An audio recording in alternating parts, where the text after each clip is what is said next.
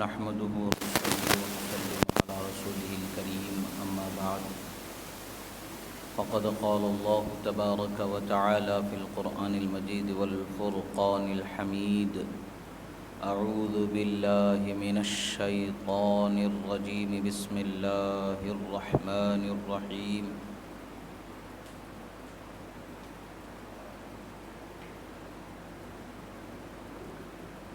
ولا تقولوا لمن يقتل في سبيل الله أموات صدق الله مولانا العظيم وصدق رسوله النبي الأمين الكريم ونحن على ذلك لمن الشاهدين والشاكرين والحمد لله رب العالمين۔ ایک مرتبہ عقیدت و محبت کے ساتھ درود شریف کا نذرانہ پیش کریں۔ اللہم صلی علی سیدنا نبینا مولانا محمد عدد ما فی علم اللہ صلاۃ دائمۃ بدوام ملک اللہ وعلی آلہ واصحابہ اجمعین۔ ایک مرتبہ اور نبی اور آل نبی پر درود شریف پڑھیں۔ اللہم صلی علی سیدنا نبینا مولانا محمد عدد ما فی علم اللہ صلاۃ دائمۃ بدوام ملک اللہ وعلی آلہ واصحابہ اجمعین۔ اللہ رب العزت کا بے پناہ شکر احسان کہ اللہ رب العزت نے ہمیں اس کے حبیب کریم صلی اللہ تعالی علیہ وسلم کے سچے غلاموں میں پیدا فرمایا اور آپ سے عقیدت و محبت رکھنے والا وفادار صحیح العقیدہ مسلمان بنایا۔ یہ اللہ کا سب سے بڑا احسان ہے۔ یہ ایسا احسان ہے کہ ہم زندگی اگر قیامت تک کے مل بھی جائے اور ہم اس کا شکر ادا کرتے رہیں تو اس کا حق ادا نہیں ہوگا۔ اللہ کا شکر ہے کہ اللہ تبارک و تعالی نے ہمیں ان عظیم نعمتوں سے مالا مال فرمایا۔ عزیزان محترم، اللہ کے رسول صلی اللہ تعالیٰ علیہ وسلم کی محبت یہ ایمان کی جان ہے، اور اللہ کے رسول صلی اللہ تعالیٰ علیہ وسلم کی اہل بیت سے محبت یہ اللہ نے قرآن میں ہم پر واجب فرمایا اور ہم پر لازم فرمایا کہ اہل بیت رسول سے محبت کرو، رسول اللہ کے قرابت داروں سے محبت کرو، اور اللہ نے واضح طور پر بیان فرمایا کہ اللہ نے رسول اللہ کے اہل بیت کو پاک صاف ستھرا بنایا۔ اللہ کے رسول صلی اللہ تعالیٰ علیہ وسلم کی اہل بیت سے محبت کی جانے کا سب سے بڑا یہ معاملہ ہے کہ وہ رسول اللہ کے رشتہ دار ہیں، وہ رسول اللہ سے ان کا تعلق ہے۔ ایک تعلق روحانی ہوتا ہے جو ایمانی تعلق ہوتا ہے، ایک تعلق جسمانی ہوتا ہے جو خاندانی تعلق ہوتا ہے۔ یہاں اہل بیت اطہار کے ساتھ رسول اللہ صلی اللہ تعالیٰ علیہ وسلم کے دونوں رشتے قائم ہیں۔ ایک تو روحانی ایمانی رشتہ قائم ہے، اور پھر جسمانی جو خونی رشتہ جسے کہا جاتا ہے، خون کا رشتہ، وہ رشتہ بھی قائم ہے۔ اور دنیا میں اللہ تبارک و تعالیٰ نے ہر باپ کو اپنی اہل و عیال سے، ہر خاندان والے کو اپنے خاندان سے محبت فطرتاً عطا فرمائی ہے، مگر ایمان والوں کے لیے ایک اہل بیت رسول صلی اللہ تعالیٰ علیہ وسلم کے رسول اللہ کے خاندان سے محبت کرنا یہ ایمانی فطرت اللہ تعالیٰ نے عطا فرمائی ہے۔ ایمان والے جتنے بھی ہوں گے ان سے محبت کرنے ہی والے ہوں گے، جو ایمان والا ہوگا وہ ان سے ضرور محبت کرے گا، اس لیے کہ رسول اللہ سے محبت کرنے والا رسول اللہ کے اہل بیت سے محبت کرنے والا ہوگا۔ فطرت اس چیز کی طرف اللہ تعالیٰ نے ان کی مائل رکھی ہے، اسی وجہ سے بچوں کو سکھانے کی ضرورت نہیں پڑتی ہے، سمجھانے بتانے کی ضرورت نہیں پڑتی ہے، بار بار انہیں ڈانٹنے ڈپٹنے کی ضرورت نہیں پڑتی ہے، انہیں بس معلوم ہونا ہوتا ہے کہ بھئی یہ اہل بیت رسول ہیں، ان سے محبت کی جانی ہے، بس وہ ان کی زندگی میں ان کی فطرت میں وہ چیز شامل ہو جاتی ہے۔ صحابہ کرام رضوان اللہ علیہم اجمعین اپنے بچوں کو، بالخصوص انصار صحابہ اپنے کاندھوں پر اٹھائے ہوئے حضرت مولا علی کے راستے کے گزر سے، جس جگہ سے آپ گزرتے، گزرگاہ پر آپ کھڑے ہو جاتے تھے اور اپنے بچوں سے پوچھتے تھے، کہتے تھے ان کے بارے میں تمہارے دل میں کیا خیال آ رہا ہے؟ اگر بچے محبت کا خیال ظاہر فرماتے تو انہیں اپنے کلیجے سے لگا کر کے اپنے گھروں میں لے آتے، اور اگر بچے اس کے خلاف کوئی عمل، اس کے خلاف کوئی بات کر دیتے تو بچوں کو زمین پر پھینک دیتے، واپس اپنے گھر میں چلے جاتے۔ یعنی اپنی نظروں سے انہیں دور کر دینا، اپنے مقام سے، اپنے محبت سے انہیں محروم کر دینا ان کا شیوا ہوا کرتا تھا۔ وجہ کیا تھی؟ وہ جانتے تھے کہ جو اہل بیت سے محبت کرنے والا ہوگا وہ پاکیزہ ہوگا، وہ ایمان والا ہوگا، اللہ کا وہ پیارا بندہ ہوگا، اور جو اللہ کا پیارا بندہ ہوگا وہ میری اولاد ہو، اس میں میرے لیے فخر کی، خوشی کی بات ہے۔ یہ صحابہ کرام کا طریقہ رہا، یہ صحابہ کرام کا شیوا رہا، اور آل رسول سے محبت کو صحابہ کرام نے اس قدر بتایا حتیٰ کہ خلیفہ برحق حضرت ابوبکر صدیق رضی اللہ تعالی عنہ آپ ارشاد فرماتے ارقبوا محمدا فی اہل بیتہ، اہل بیت رسول کی محبت میں رسول اللہ کے قرب کو تلاش کرو، رسول اللہ کی نزدیکی اگر چاہتے ہو اہل بیت رسول سے محبت کرنے والے ہو جاؤ، رسول اللہ کے اہل بیت سے محبت کرنے والے ہو جاؤ۔ یہ رسول اللہ صلی اللہ تعالی علیہ وسلم کے جلیل القدر صحابے، جن کو پوری دنیا میں انبیاء کے بعد تمام انسانوں میں افضل انسان جانا جاتا ہے، وہ عظیم ہستی حضرت ابوبکر صدیق رضی اللہ تعالی عنہ امت محمدیہ کو یہ سبق دے رہے ہیں، امت محمدیہ کو یہ درس دے رہے ہیں، اگر رسول اللہ کے نزدیکی چاہتے ہو، اگر رسول اللہ کا قرب چاہتے ہو تو رسول اللہ کے اہل بیت سے محبت کرنے والے ہو جاؤ۔ یہ اللہ کے رسول صلی اللہ تعالیٰ علیہ وسلم کے صحابہ نے اہل بیت اطہار سے محبت کر کے دکھایا، اور صحابہ کرام سے اہل بیت اطہار نے محبت کر کے دنیا کو بتایا کہ رسول اللہ کی ہر نسبت کا احترام کیا جانا ہے، رسول اللہ کے صحابہ سے بھی محبت اور ان کے ادب و احترام کو لازم و برقرار رکھنا ہے۔ الغرض یہ مہینہ چونکہ ایسا مہینہ ہے کہ جس کا دنیا میں ایک انوکھا، تاریخ میں ایک ایسا پرسوز باب رقم ہو گیا ہے، تحریر میں آ چکا، محفوظ ہو چکا،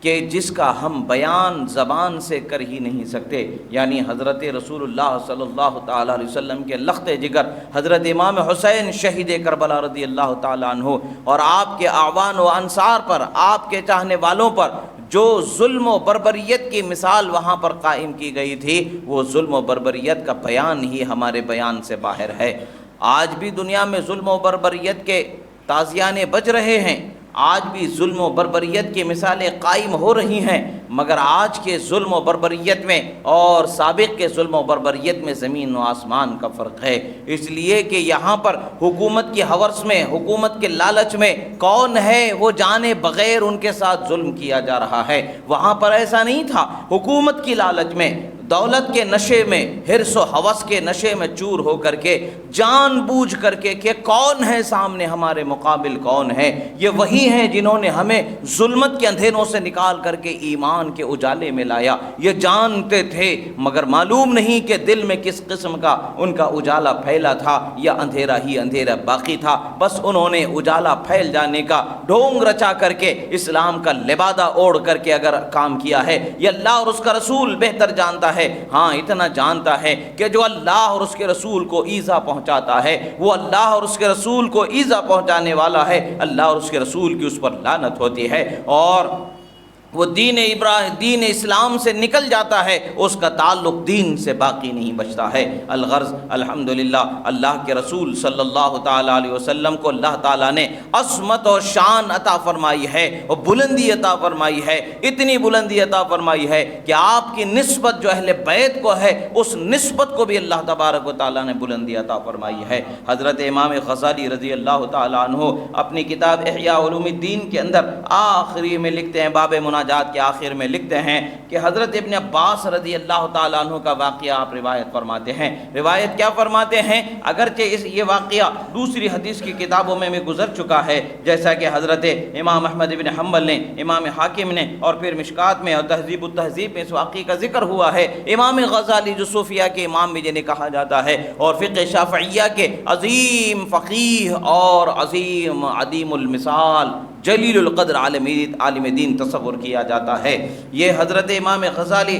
رضی اللہ تعالیٰ عنہ اپنی کتاب جن کی کتاب مایہ ناز کتاب ساری دنیا میں جن کی کتاب مشہور و معروف، اور علماء صلحاء اولیاء اس کتاب سے استفادہ کرتے رہے، اس کو اپنے مطالعے میں رکھتے رہے۔ اس عظیم الشان کتاب احیاء علوم الدین کے آخر میں باب مناجات میں حضرت عبداللہ بن عباس رضی اللہ تعالی عنہما کے روایت کو نقل فرماتے ہیں کہ ایک روز حضرت عبداللہ بن عباس رضی اللہ تعالی عنہما نیند سے بیدار ہوئے اور آپ انا للہ و انا الیہ راجعون پڑھنے لگے۔ لوگوں نے پوچھا، آپ نے فرمایا کہ خدا کی قسم حسین قتل کر دیے گئے، حسین شہید کر دیے گئے۔ اب سوچنے کی بات ہے کہ ایک آدمی نیند میں سویا ہوا ہے اور گہری نیند سویا ہوا ہے، اور کربلا میں اور مدینے میں بہت دور کا فاصلہ ہے، بہت دور کا فاصلہ ہے، سینکڑوں میل کا فاصلہ ہے، بہت طویل فاصلہ ہے۔ اتنے طویل فاصلے کا یہ معاملہ، اور یہ سوئے ہوئے ہیں، نیند میں ہیں، اور اٹھ کر کے انا للہ بھی پڑھ رہے ہیں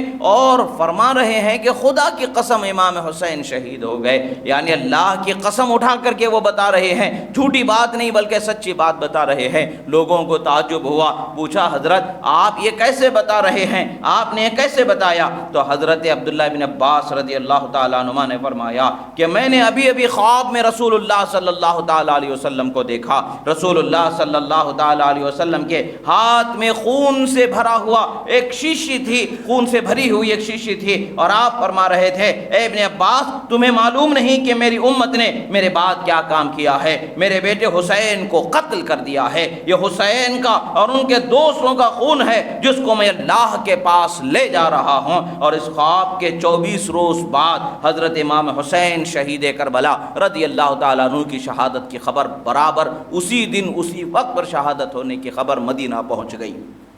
پتہ کیا چلتا ہے؟ اللہ کے رسول صلی اللہ تعالیٰ علیہ وسلم نے حضرت عبداللہ ابن عباس رضی اللہ تعالیٰ عنہ کے خواب میں جلوہ فرمایا، اور اللہ کے رسول نے فرمایا من رآنی فی المنام کأنہ رآنی، فرماتے ہیں کہ جس نے مجھے خواب میں دیکھا یقیناً اس نے گویا کہ مجھی کو دیکھا ہے۔ خواب میں رسول اللہ کو دیکھنے والے کے لیے بشارت ہے کہ شیطان رسول اللہ کی شباہت اختیار کر ہی نہیں سکتا ہے، اور جس کی بھی صورت اختیار کر کے شیطان خواب میں آ کر کے انسان کو دھوکہ دے سکتا ہے، مگر اللہ کے رسول کی شکل اختیار نہیں کر سکتا۔ اس لیے کہ رسول اللہ صلی اللہ علیہ وسلم نے فرمایا من رآنی فی المنام فقد رآنی فإن الشیطان لا يتمثل بی، او کما قال رسول اللہ صلی اللہ علیہ وسلم فرماتے ہیں کہ جس نے مجھے خواب میں دیکھا تحقیق کہ اس نے مجھی کو خواب میں دیکھا، کیونکہ شیطان میری شکل اختیار کر ہی نہیں سکتا، شباہت اختیار کر ہی نہیں سکتا ہے۔ یعنی سرکار کی شبیہ بنا کر کے اپنے آپ کو سرکار کے جیسا چہرہ بنا کر کے دھوکہ دے کر کے شیطان نہیں آ سکتا۔ جس نے خواب میں رسول اللہ کو دیکھا تحقیق کہ اس نے خواب میں رسول اللہ ہی کو دیکھا۔ اور پھر وہ صحابہ، وہ جنہوں نے رات و دن رسول اللہ صلی اللہ تعالیٰ علیہ وسلم کے لیل و نہار دیکھا، آپ کے جلووں کو دیکھا، آپ کے بود و باش کو دیکھا، قیام و قعود کو دیکھا، نشست و برخاست کو دیکھا، اور آپ کے سونے اٹھنے بیٹھنے چلنے پھرنے ہر حالت کو دیکھا، وہ رسول اللہ کو نہ پہچانے تو پھر کون رسول اللہ کو پہچان سکتا ہے؟ حضرت ابن عباس رضی اللہ تعالیٰ عنہ نے فرمایا، کیا روایت، کیا امام غزالی کے جو روایت ہے اس روایت میں کیا ہے؟ آپ فرماتے ہیں کہ میں نے شیشی میں خون کو جمع کر لیا، اور یہ خون میں اللہ کے پاس لے کر کے جانے والا کیوں لے کے جا رہے ہیں؟ سوچنے کی بات ہے، قیامت کے دن بہت بڑا حساب ہونے والا ہے، دنیا والے اس کا حساب کر ہی نہیں سکتے ہیں، اور دنیا والے اس کا حساب چکا ہی نہیں سکتے ہیں۔ سوچنے کی بات ہے، اتنی ساری چیزیں جمع ہونے کے باوجود، احادیث کی کتابوں میں یہ ذکر ملنے کے باوجود، اور بزرگان دین اولیاء صالحین سے ان واقعات کا تواتر کے ساتھ اور شہرت کے ساتھ صحت کے ساتھ ہم تک پہنچا دینا، اس بات کی دلیل ہے کہ یہ واقعہ ضرور ہوا ہے، کربلا میں ضرور ظلم ہوا ہے، اور ظلم کرنے والے ظالم کا بھی حساب یقیناً قیامت کے دن ضرور ہونے والا ہے، اور مظلوم کو اللہ تعالیٰ کی بارگاہ سے جزا اور نعمت و انعام ضرور ملے گا، ہی یقیناً ان کو ملنے والا ہے، اور ایسا انعام ان کے لیے ہے کہ وہ اللہ کے رسول صلی اللہ علیہ وسلم نے فرمایا ان الحسن والحسین سیدا شباب اہل الجنہ، فرمایا کہ میرے یہ دونوں نواسے فاطمہ کے بیٹے، میرے دونوں نواسے حسن اور حسین جنتی نوجوانوں کے سردار بنا دیے گئے ہیں، اور انہیں وہ تو سرداری ملی ہے تو قربانی بھی ایسی عظیم ہوئی ہے، آزمائش بھی ایسی عظیم گزری کہ جس کا بیان اور جس کا اندازہ ہی ممکن نہیں ہے۔ آج کی دنیا میں جو ظلم و ستم ہو رہا ہے، جہاں پر مسلمانوں کو روئی کے گالوں کی طرح ہوا میں ریزہ ریزہ بنا کر کے بموں کی بارش میں اڑا دیا جا رہا ہے، ہم ان کے ظلم کا، ان پر کیے جانے والے ظلم کا، ان کی تکلیف کا، ان کی قربانیوں کا اندازہ نہیں لگا رہے ہیں، تو پھر وہ تو صبت مصطفیٰ دل بند مرتضیٰ رسول اللہ صلی اللہ علیہ وسلم کے شہزادے ہیں،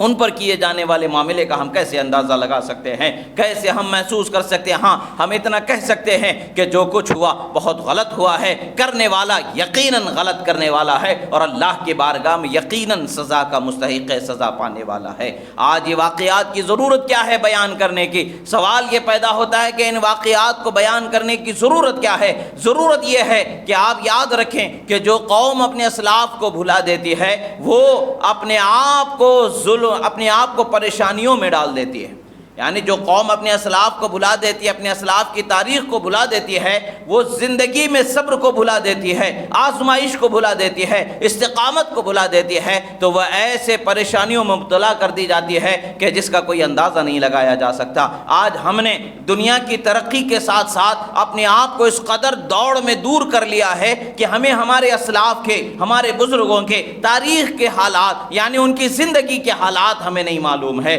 انہوں نے کس قدر زندگی گزاری، کیسے صبر و سکون کے ساتھ زندگی گزارا، آزمائش کٹھن سے کٹھن آنے کے باوجود وہ اللہ کی بارگاہ میں کیسے شکر گزار رہے، وہ اللہ کی بارگاہ میں کس قدر انہوں نے صبر و رضا کے دامن کو تھامے رکھا۔ چھوٹی چھوٹی پریشانیوں میں آج ہم پریشان ہو جاتے ہیں، چھوٹی چھوٹی مجبوریوں میں آج ہم مجبور ہو جاتے ہیں۔ حال کیا ہے ہمارا؟ آج ہم نے دنیا کو بہت آسان بنا لیا ہے، دنیا کو ہم نے بہت آسان سمجھ لیا ہے، دنیا میں جینا تو ہم نے سیکھ لیا ہے، مگر یہ بھلا دیا ہے کہ ایک دن ہمیں اس دنیا کو چھوڑ کر کے جانا ہے اور اللہ کی بارگاہ میں حاضر ہونا ہے، ہمارے کیے کرائے کا حساب دینا ہے۔ ہم نے کیا صبر کیا، ہم نے کیا آزمائش میں اللہ کی رضا پر راضی رہے، اور ہم نے کیا کیا شکوہ کیا، ہم نے کیا کیا گھلا کیا، ہم نے کیا کیا گناہ کیا، یہ ساری چیزوں کا وہاں پر حساب و کتاب ہونا ہے۔ یہ انسان سیکھے گا تو کیسے سیکھے گا، سمجھے گا تو کیسے سمجھے گا؟ جیسے بلی اپنے بچوں کو شکار کرنا سکھاتی ہے، اسی طریقے سے ایک انسان کو اپنے بزرگوں کے حالات، ان کی زندگی کے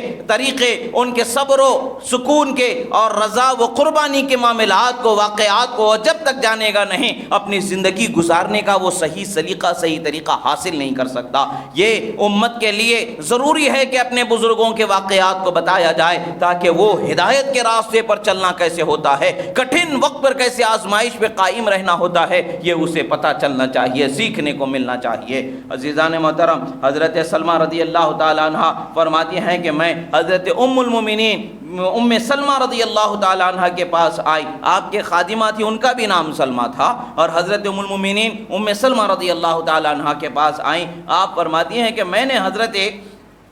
بی بی سلمہ کو دیکھا کہ وہی تبکی فقلت ما یبکیک، میں نے دیکھا کہ وہ رو رہی ہیں، میں نے ان سے پوچھا اے ام المومنین کس چیز نے آپ کو رلایا ہے؟ ایک خواب تو حضرت عبداللہ ابن عباس کا گزرا جس کو صحت سے اور دوسری روایتوں سے بیان کیا گیا، دوسرا یہ خواب حضرت بی بی ام سلمہ رضی اللہ تعالی عنہ کا ہے۔ وہ فرماتی ہیں کہ رأیت رسول اللہ صلی اللہ علیہ وسلم فی المنام یبکی وعلی رأسہ ولحیتہ التراب فقلت ما لک یا رسول اللہ قال شہدت قتل الحسین آنفاً۔ فرماتے ہیں کہ میں نے حضرت رسول اکرم صلی اللہ تعالی علیہ وآلہ وصحبہ وسلم کو دیکھا خواب میں کہ آپ کے چہرے پر اور آپ کے سر پر اور آپ کے داڑھی مبارکہ پر مٹی کا گرد و غبار کا اثر میں نے دیکھا، اور وہ گرد و غبار کا اثر دیکھا اور میں نے عرض کیا یا رسول اللہ کس چیز کی پریشانی ہے آپ کو؟ آخر اس طریقے کے پریشان حالی میں آپ نظر آ رہے ہیں، بات کیا ہے یا رسول اللہ؟ حضرت رسول اللہ صلی اللہ علیہ وسلم نے فرمایا شہدت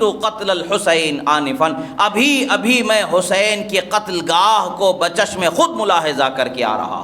یہ رسول اللہ صلی اللہ تعالیٰ علیہ وسلم کا فرمان، اور اس حدیث کو روایت کرنے والے کون ہیں؟ حضرت امام حاکم، جسے مستدرک علی الصحیحین میں روایت کیا گیا ہے، تہذیب التہذیب امام ابن حجر اسقلانی، اور پھر البدایہ والنہایہ کے اندر اس حدیث مبارکہ کو، اس واقعے کو ذکر کیا گیا ہے۔ اللہ کے رسول صلی اللہ تعالیٰ علیہ وسلم کو کس قدر رنج و الم ہوا ہوگا، کس قدر تکلیف پہنچی ہوئی ہوگی کہ انہوں نے جس نواسے کو اپنے ہاتھوں سے پالا، اور جنہوں نے یہ فرمایا تھا کہ اے فاطمہ، کیا تمہیں معلوم نہیں کہ مجھے حسین کا رونا تکلیف دیتا ہے، مجھے حسین کا رونا پسند نہیں ہے، اس کی دل آزاری مجھے گوارا نہیں ہے۔ یہاں پر تو امام حسین کے رونے کی بات نہیں ہے، ان کے جسم کو سر سے جدا کیا گیا، اور ان کے جسم پر گھوڑوں کو دوڑایا گیا، اور تیر و بھالے سے ان کے جسم کو چھلنی کیا گیا۔ کس قدر رسول اللہ کو تکلیف پہنچی ہوگی، اور کس قدر رسول اللہ کو ایذا پہنچی ہوئی ہوگی، اس کا اندازہ ہم اور آپ کیا لگا سکتے ہیں؟ وہ تو قیامت میں جب رب قدیر فیصلہ فرمائے گا، رب ذوالجلال فیصلہ فرمائے گا، تو اس فیصلے کو دیکھ کر کے ہمیں اس مقام کا معاملہ سمجھ میں آئے گا۔ آج تو ہماری عقل اور تصور کی پہنچ ہی کیا ہے جو ہم اس کی حقیقت تک کے پہنچ سکتے ہیں؟ ہاں، حق کو حق، صحیح کو صحیح، غلط کو غلط، سچ کو سچ، جھوٹ کو جھوٹ بولنا یہ ہماری ذمہ داری ہے، سچ کو سچ ماننا، غلط کو غلط ماننا یہ ہماری ذمہ داری ہے، بس اسی ذمہ داری کے تحت ہے۔ چنانچہ ام المومنین حضرت ام سلمہ رضی اللہ تعالیٰ عنہ فرماتی ہیں، آپ فرماتے ہیں سوائق محرقہ میں اور بدایہ و نہایہ میں اس روایت کو ذکر کیا گیا ہے، فرماتے ہیں سمعت الجن یبکین علی الحسین، سمعت الجن تنوح علی الحسین وہی یقولن ایھا القاتلون جہلا حسینا ابشروا بالعذاب والتنکیل۔ فرماتے ہیں کہ میں نے، حضرت بی بی ام سلمہ نے فرمایا کہ جس وقت حضرت امام حسین کو شہید کر دیا گیا، میں نے جنوں کے رونے کی آواز سنی، جنات کے رونے کی آواز سنی، اور خوب زیادہ میں نے ان کے رونے کی آواز سنی، اور وہ کہہ رہے تھے کہ روتے ہوئے بتا رہے تھے کہ اے حسین کے مقام اور مرتبے کو نہ جان کر کے یا اس سے غافل ہو کر کے انہیں قتل کرنے والوں، سنو اب تمہارے لیے دردناک اور سخت عذاب کا سامنا ہے۔ یعنی تم نے یہ جو جرم کیا ہے، یہ جرم تمہارا چھوٹا جرم نہیں ہے، تم نے جو جرم کیا ہے وہ بہت بڑا جرم ہے، جو بہت بڑے عذاب کا تمہارے لیے اب سامنا ہونا ہے۔ دنیا تو چند روزہ ہے، کٹنی ہے، کٹ جائے گی، مگر جب آخرت کا وقت ہوگا، جب تم آخرت میں اللہ رب العزت کی بارگاہ میں حاضر ہوگے، تو تمہارا اس وقت پر کیا حال ہوگا، اور تم کیا کرو گے اور کس طریقے سے وہاں پر جواب دو گے، یہ تمہیں سوچنے کی ضرورت ہے۔ اللہ کے رسول صلی اللہ تعالیٰ علیہ وسلم کے اوپر ایمان لانے والے صرف انسان ہی نہیں ہیں، بلکہ جنات کی بڑی بڑی قوموں نے، بڑے بڑے قبیلوں نے رسول اللہ صلی اللہ تعالیٰ علیہ وسلم پر ایمان لایا ہے، اور ایسا ایمان لایا ہے کہ ایمان میں راسخ اور مضبوط وہ قوم ہے، اور وہ قوم اپنے طاقت میں بہت مشہور ہے، مگر اس قوم کو جبکہ وہ قوم تکلیف دینے والی قوم ہے، جنات قوم تکلیف دینے والی قوم،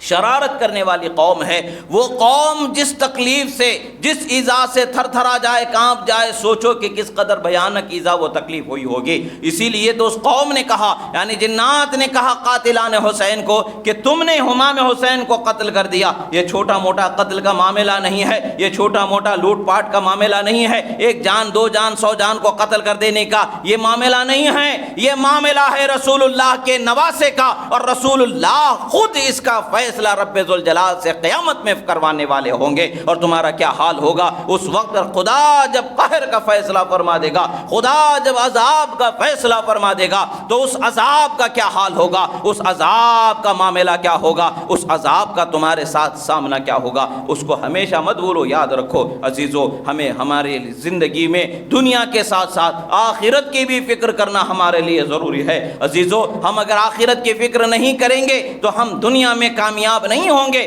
آخرت میں تو اور زیادہ نامراد ہوں گے۔ اگر دنیا میں ہم آخرت کی فکر کرتے ہوئے، اللہ اور اس کے رسول کو راضی کرتے ہوئے، یہ جو واقعات ہمارے اسلاف کرام کے گزر چکے ہیں، ان واقعات سے درس اور عبرت لیتے ہوئے صبر و رضا کے دامن کو تھامنا کیسا ہوتا ہے، اللہ کی آزمائش میں کیسے صبر کیا جانا ہوتا ہے، اس کو اگر نہیں سیکھتے ہیں تو پھر ہم یہاں بھی کامیاب نہیں ہوں گے، وہاں بھی کامیاب نہیں ہوں گے۔ اور ہمیشہ ظلم سے نفرت رکھنی چاہیے، چاہیے، ظالم سے نفرت رکھنی چاہیے، مظلوم سے محبت ہونی چاہیے، مظلوم کی حمایت ہونی چاہیے۔ یہ ایمانی علامتوں میں سے ایک علامت ہے کہ مومن ظلم سے محبت نہیں کرے گا، مومن ظالم سے محبت نہیں کرے گا، مومن مظلوم سے محبت کرے گا، مظلوم کی حمایت اور ان کی مدد کرنے کی کوشش کرے گا جو اس کے طاقت و قوت میں ہے، یعنی مظلوم سے محبت رکھے گا، مظلوم کا ساتھ دینے کی کوشش کرے گا اور مظلوم کی حمایت کرے گا۔ کبھی مومن جو سچا مومن ہوگا وہ ظلم کا ساتھ نہیں دے گا،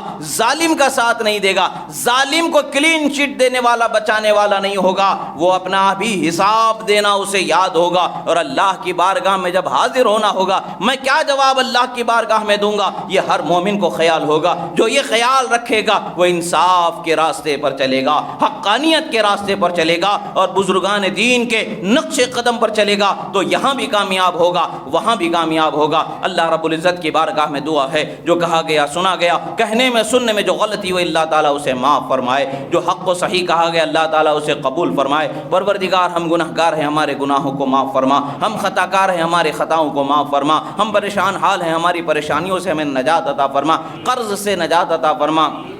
پروردگار تیرے حبیب کریم صلی اللہ تعالیٰ علیہ وسلم کے صدقے و طفیل میں مولا دنیا میں جہاں کہیں بھی ظلم ہو رہا ہے مولا ظالموں کو نیست و نابود فرما، مظلوم مسلمانوں کی مدد فرما، بیواؤں یتیموں بے سہاروں بچوں کی مدد فرما۔ پروردگار تو کریم ہے مولا کرم فرما، تو رحیم ہے مولا رحم فرما، مولا عالم اسلام میں مسلمانوں کا بول بالا فرما، مسلمانوں میں آپس میں اتفاق محبت عطا فرما، یکجہتی عطا فرما، ایک دوسرے سے محبت عطا فرما، مولا ہمیں دنیا و آخرت میں کامیابی کی زندگی عطا فرما۔ اقول قولی ھذا استغفر اللہ لی ولکم ولسائر المؤمنین وما علینا الا البلاغ المبین برحمتک یا ارحم الراحمین والحمد للہ رب